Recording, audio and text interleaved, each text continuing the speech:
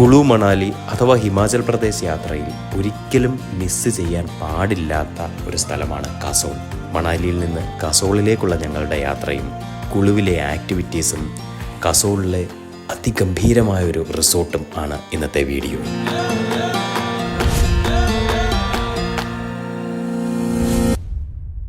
മണാലിയിലെ മഞ്ഞ് മതിവോളം ആസ്വദിച്ച ഞങ്ങൾ ഹോട്ടൽ വിക്രാന്ത് ഇന്നിൽ നിന്നും ചെക്ക് ചെയ്ത് കുളു വഴി കസോളിലേക്ക് യാത്രയായി.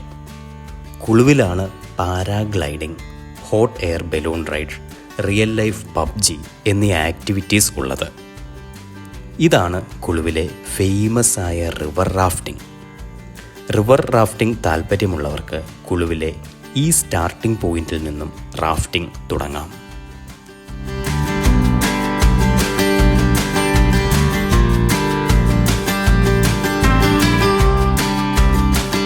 മണാലിയിൽ നിന്നും കസോളിലേക്ക് ഏകദേശം 75 കിലോമീറ്ററാണ് ദൂരം.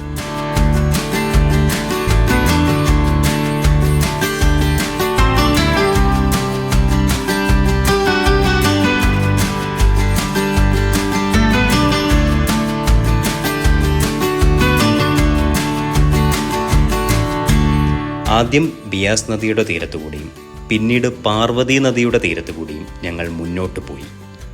ഭുന്ദർ വഴിയാണ് കുളുവിൽ നിന്നും കസോളിലേക്കുള്ള യാത്ര. ഭൂപ്രകൃതിയുടെ കൃത്യമായ മാറ്റം നമുക്ക് കാണാൻ സാധിക്കുന്നു.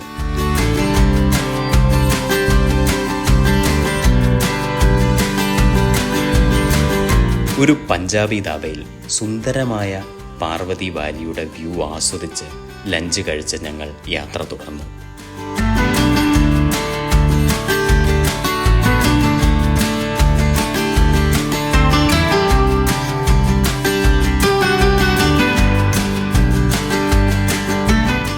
പാർവതി വാലി ഹിൽസിലൂടെയുള്ള യാത്ര ഒരു സാഹസിക യാത്ര തന്നെയാണ്. വളഞ്ഞു പുളഞ്ഞ വഴികൾ, ഒരു വശത്ത് അഗാധമായ കൊക്ക, ഇടുങ്ങിയ റോഡ് പൊളിഞ്ഞ കാരണം ചോദിച്ചപ്പോൾ പലപ്പോഴായി മല ഇടിഞ്ഞുണ്ടാകാറുള്ളതാണ് എന്ന ഡ്രൈവറുടെ മറുപടി ഇതൊക്കെ യാത്രയെ കൂടുതൽ സാഹസികവും രസകരവുമാക്കി. 4x4 വാഹനങ്ങളെ നാണിപ്പിക്കുന്ന വിധത്തിലാണ് ഇവിടെ ഓൾട്ടോ കാർ ഓടിക്കുന്നത്.